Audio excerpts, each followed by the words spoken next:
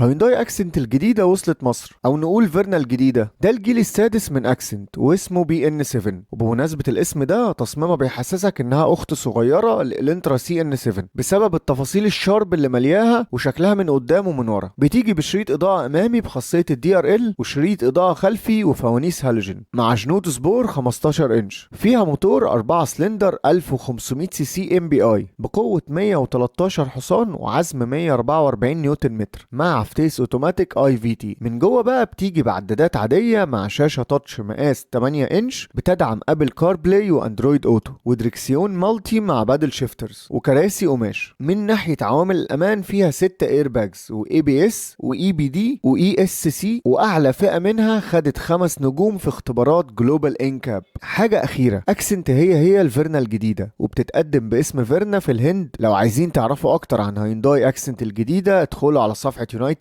ارب على كونتاكت كارز.